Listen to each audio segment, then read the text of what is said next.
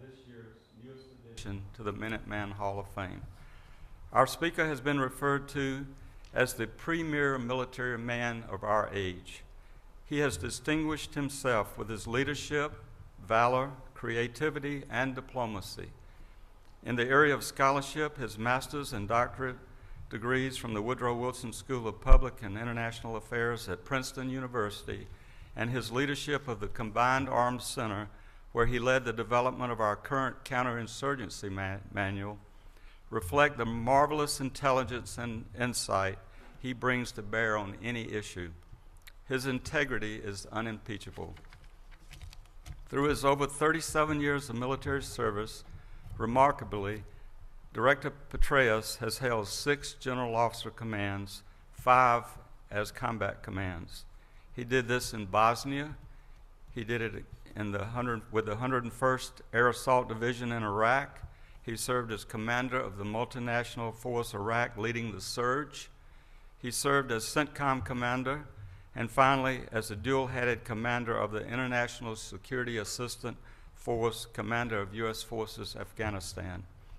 Our guest speaker's name is often mentioned in the same sentence with most of our revered leaders of the past, Generals Washington, Grant, Pershing, MacArthur, and Eisenhower, for the contributions he has made in the development of doctrine, development of leaders, and his leadership in the battlefield. Most recently, President Obama has called upon him to serve as the director of the Central Intelligence Agency. Ladies and gentlemen, it gives me great pleasure to induct a longtime supporter of ROA and the Reserve Forces into the Minuteman Hall of Fame. Please join me in welcoming Director David Petraeus. Thank you, sir. Come forward.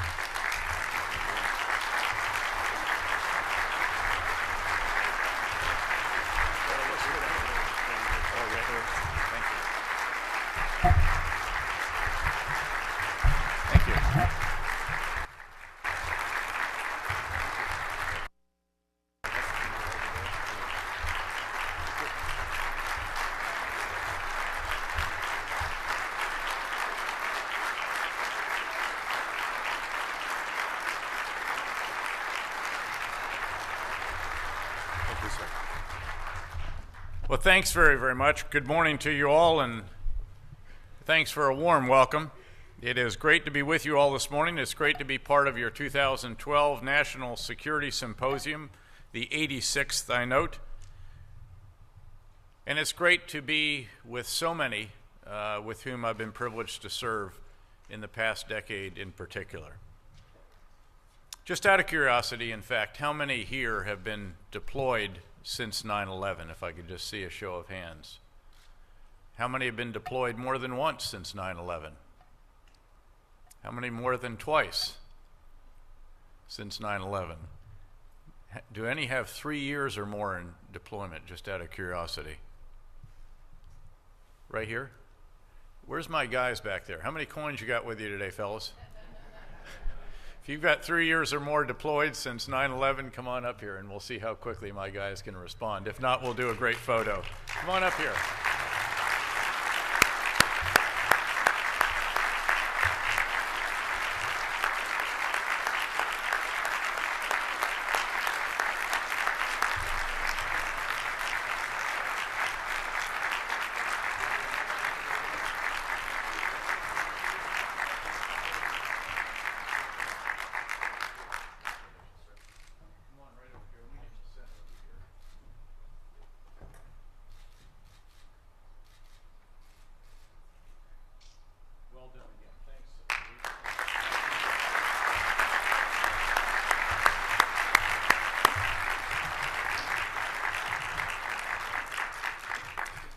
Those are the individuals and the others in here, and so many more that you've led and represented and served with, who have truly made that video a true video and brought to life that statement when the nation needed you, you responded to the call.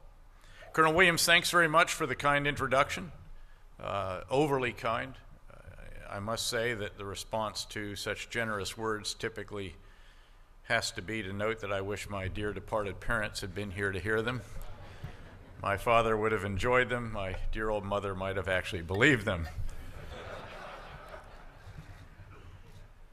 Well, I'm truly humbled by the award I received today, and I'll have a bit more to say about that. But before doing so, I do want to thank Colonel Williams, I do want to thank General Davis, and I do want to salute them and all of your leadership for years of military service. These two alone account for well over a half-century in uniform for our country, and I want to salute as well their tremendous leadership of the Reserve Officers Association. Indeed, I salute not only them, but the rest of the leadership of ROA for recognizing citizens and soldiers who advance the cause of our nation's security and who very much embody the qualities of service and leadership exemplified by one of the association's key founders, and that would be, of course, General John Blackjack Pershing. It is, as I mentioned, a pleasure to see in the audience so many with whom I served on the battlefield over the past decade. An honor to be with this unique group and its mix of former and current reservists, members of ROTC over there. I hope you're getting credit for this for a class. They who will, of course, lead the next generation of reservists. And I salute all of you for your selfless dedication and service to our country. I also thank the association for taking on an issue of interest in my household, particular interest, ensuring that a number of programs for our military families are well supported. As some of you may know, my wife Holly is an assistant director of the Consumer Financial Protection Bureau, and she is helping to lead the fight against financial rip-offs that target our troopers and their families. Thanks. I will note that that was an applause line. To her, that is. But as all of you know, bullets and IEDs make no distinction downrange between those of the reserve and active components of our military, and neither do predatory lenders. So Holly and I are very pleased that you're pushing this issue, and she asked that I convey a well done, a bravo Zulu to you on it. Speaking of reservists up front, I wanted to share with you a story from a recently declassified operation that took place in the Pacific Ocean area, an operation that for the press has been unreported until today. During this particular operation, one of our best reserve units was deployed to perform a sensitive mission on a desert island where they had to hire some local inhabitants as scouts and translators. It turned out, however, that the locals were cannibals. So the commander, who in his civilian life was an expert in foreign languages and in dealing with different cultures, and whose ROA membership was current, no small point for the front row here, made a point of speaking to them before the contract was finalized. "You're part of our team now," he told the cannibals in their language. "We'll pay you well for your service and we'll allow you to eat any of our rations. But please," he said, "please don't eat any of our troopers." Well, the cannibals responded reassuringly and promised not to eat any of the unit's soldiers, and they then shook hands with the commander and went to work. Everything was going smoothly until about 4 weeks later when the commander called the cannibals together for a meeting. "You're all working hard," he said, "and I'm very pleased with your performance. However, one of our sergeants has disappeared. Do any of you know what happened to him?" The cannibals all shook their heads and professed to have no idea of the missing sergeant's whereabouts. After the commander left, however, the leader of the cannibals turned to the others and asked sternly, "Which one of you idiots ate the sergeant?" The cannibals all hung their heads until finally one of them meekly put his hand in the air and said, "I did." "You fool," the head cannibal shouted. "For 4 weeks we've been eating lieutenants, captains, and even majors, and no one noted anything."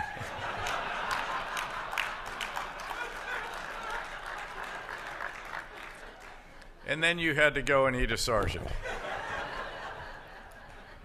Now, when I was in uniform, I used to note that I didn't say anything about eating generals. I'm sure their absence would have been noted instantly by their aide only. Well, thanks for laughing. You know the deal. When you reach my station in life, you're only as good as the material they give you. Well, it is, again, an enormous honor to receive the Minuteman Hall of Fame Award. In truth, I've received a few awards in recent years, but it's certainly rare to be inducted into a Hall of Fame, noting, of course, the fine line between fame and infamy, and I'm glad that at least for today I've avoided achieving the latter. I would quickly add, however, that I owe this honor to the men and women in uniform with whom I was privileged to serve, along with the CIA officers and diplomats who served shoulder to shoulder with our troopers, all in helping to safeguard our nation, and particularly, of course, over the course of the last decade.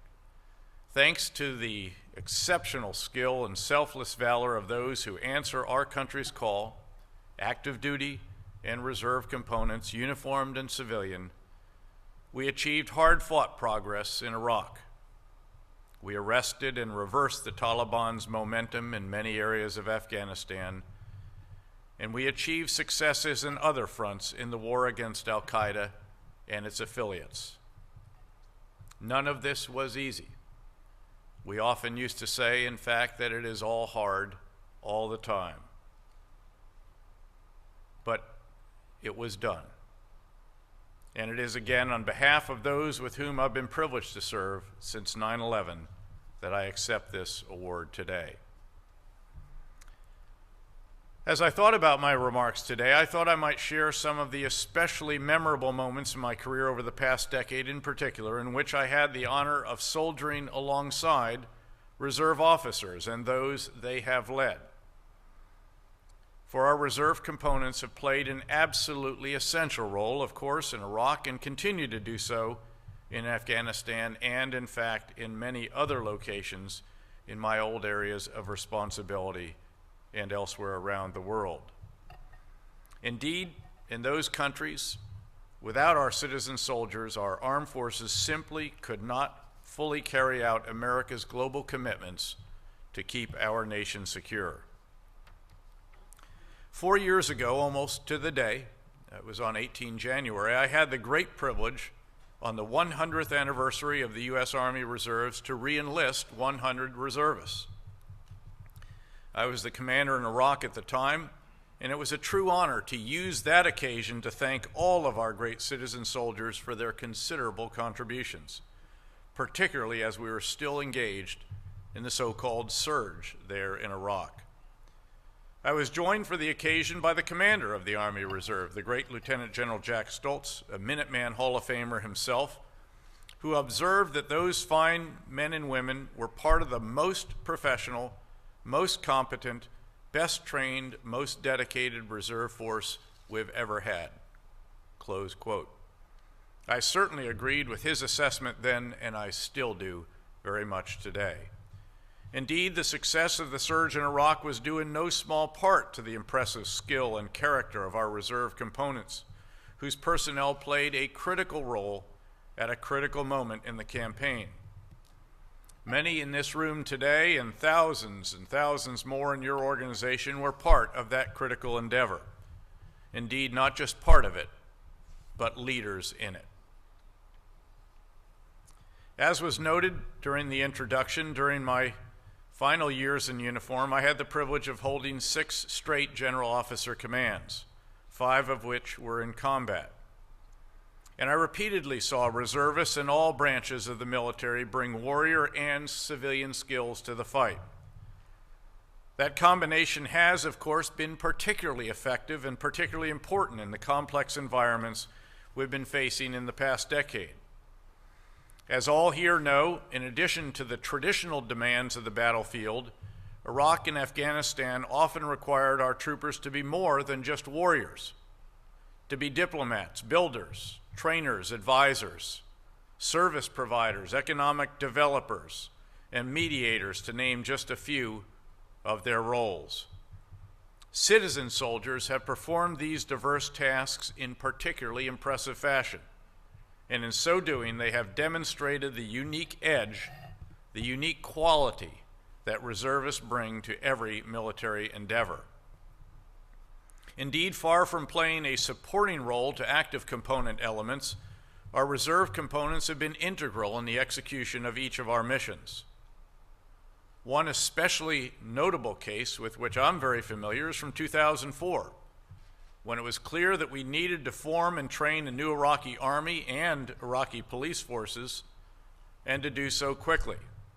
No small task in light of the challenges in Iraq at that time, or the fact that those elements had been disestablished less than a year earlier.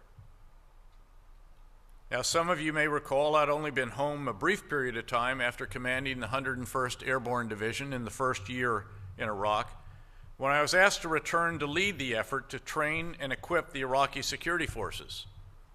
This was a particularly daunting task, one that we occasionally described as attempting to build the world's largest aircraft while in flight, while it's being designed, and while it's being shot at.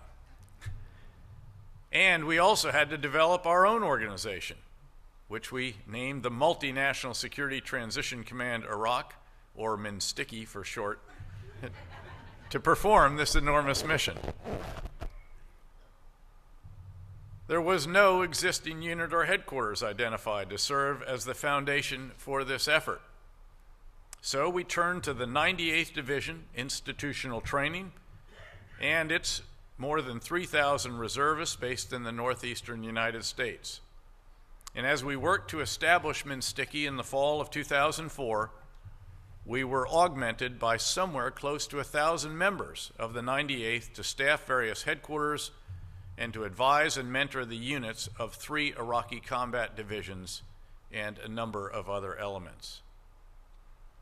One of the advantages of having the 98th do the work was that previously our effort had been staffed by individual personnel from various U.S. services and units with different rotation policies. We didn't have continuity, to put it mildly. Building an army from scratch required gaining the trust of the Iraqis and then mentoring and coaching them on how to conduct actual operations. The reservist skill in training others, combined with the uninterrupted opportunity to form personal connections, made a considerable difference. Now, for many of our reservists, it was the first time they'd been activated. For most, their first overseas assignment. But they quickly drew on their experience training American soldiers and rose to the challenge of working with soldiers from different cultures, different religious sects, and varying degrees of literacy. The members of the 98th adapted quickly to the job and steadily improved the training and equipping programs on which subsequent reserve divisions and active component units would build.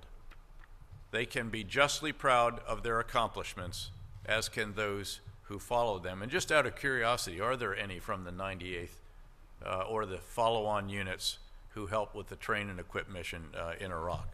Thanks to you for what you did in a very non-standard, challenging environment and mission, and for what was accomplished. In another case, early last year in Afghanistan, Corporal Eric DeHart, a reservist from Wisconsin and an engineer by trade, came up with a truly life-saving solution to reduce the ability of the Taliban to place explosives in the drainage culverts under roadbeds. DeHart developed a cone made of steel bars that would fit a variety of openings, allowing water and debris to pass, but not the emplacement of IEDs. He spent more than 50 hours of his own time cutting and welding to perfect his prototype, and he even wrote a field manual on how to install it. It was an immediate success. In fact, units of the great 101st Airborne Division quickly adopted the device, placing more than 30 through Kandahar province alone as soon as it was available. The DeHart device has since spread to other units throughout Afghanistan, and they are, to this day, building similar devices in a variety of shapes. Corporal DeHart has returned home to his wife and daughter, but he can be very proud that he made a lasting difference and prevented untold numbers of deaths and injuries through his initiative and expertise. In truth, the selfless heroism of our nation's citizen soldiers inspires all of us.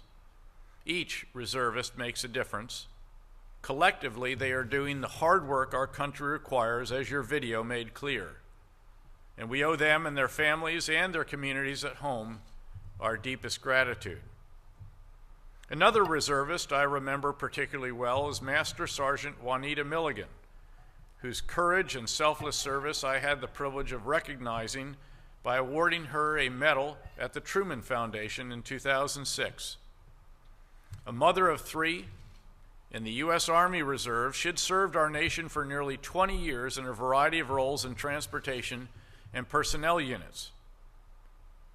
She was gravely wounded in her second deployment to Iraq in early 2004 when an improvised explosive device blasted into her Humvee. Seeing the bomb a split second before it went off, she jumped across the vehicle to try to pull her gunner down and inside. He was okay. However, she sustained severe injuries, including shrapnel throughout her body, the loss of part of her right arm, and a femur broken in 3 places. Master Sergeant Milligan's subsequent recovery was truly inspirational, as she endured countless surgeries, 4 hours of therapy each day, and the pain that accompanied her efforts to regain the use of her right hand. She was finally able to stand for the first time just before Thanksgiving, the year after being wounded. And despite all of her challenges, despite the injuries and pain, she was described by one who knew her at Walter Reed as the most upbeat person I know. Master Sergeant Milligan defines the selfless dedication of our citizen soldiers. A mother, twice answered the call to military duty, leaving behind family, friends, and community. In truth, she is not just a member of what Tom Brokaw has termed the new greatest generation. She exemplifies it, and she is a leader in it. Her service, especially the character of her service, has been truly inspirational.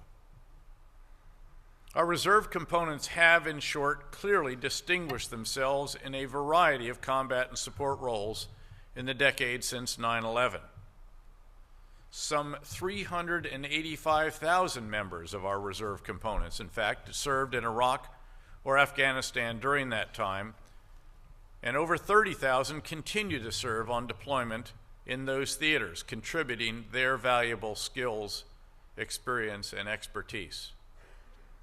Indeed, since 1990, reserve component members from various branches of the military have mobilized and deployed in support of every American military operation, including not just combat operations, but peacekeeping and humanitarian missions as well.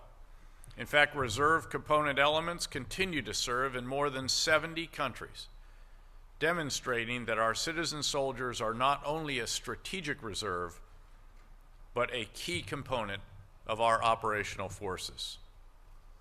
In fact, some military roles central to our nation's defense are conducted solely by reserve units. Tasks such as weather reconnaissance, aerial spraying, biological detection companies, civil affairs commands, railway units are among them, and there are many others. Now, we've all heard about the military realignments underway, and I'm confident that our reserve components will be duly recognized for the high value they bring to the overall force structure.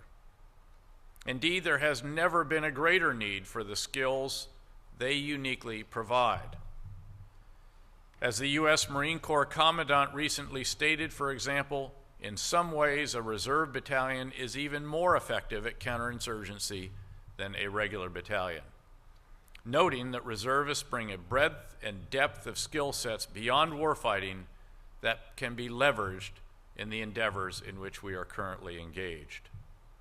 These capabilities include firsthand experience in law enforcement, various trades, medical care, agriculture, community leadership, and business skills, all of which can at times be more effective than traditional weaponry.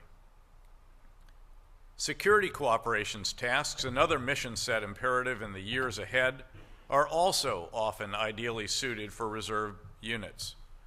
And we should note that those increasingly important tasks are of a broad scope and high skill level that allow much of the training to be conducted prior to mobilization, shortening the total activation time and lengthening the time a unit can be deployed. I'm sure that such factors were carefully considered during the recent formulation of the new Department of Defense strategy and budget, as they clearly reflect hugely important roles for our reserve components in the years ahead. Well, before I conclude, I want to thank you again for honoring me with this award, and to note again that I accept it only in as much as I'm able to do so on behalf of the soldiers and civilians I was privileged to lead over the past decade, and whose hard work and selfless dedication have served our nation so well. This award testifies to their sacrifices, to your sacrifices, and to those of their families and loved ones. It is in truth their award far more than it is mine. I would add further that in receiving this honor, I feel very privileged to join the company of those who have received it before, including, for example, Admiral May, General Stoltz, and General Pace. Beyond that, though, and of the most importance, I salute all the members of your organization and all those that you and your fellow members lead in serving causes larger than self, individuals who have taken their place in a long line of patriots that extends back to those who founded our great republic. President George Washington, the epitome of a citizen soldier, once captured eloquently the feeling of those who serve our nation. I was, he reflected, summoned by my country, whose voice I can never hear but with veneration and love. And so it has been my great privilege this morning to accept the honor of being inducted into the Minuteman Hall of Fame on behalf of all those who likewise have been summoned by our country, whose voice we can never hear but with veneration and love as well. Thank you very much.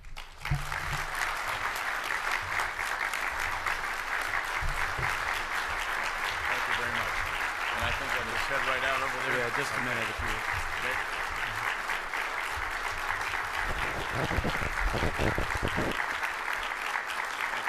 Thank you. Thank you. I just want to say to General Petraeus, Director Petraeus, that this sounds like a cliche, sir, but it's honestly not. We are so honored that you would take the time to be here today, and thank you so much for your remarks. And we wish you the best, sir. Thank you all very much.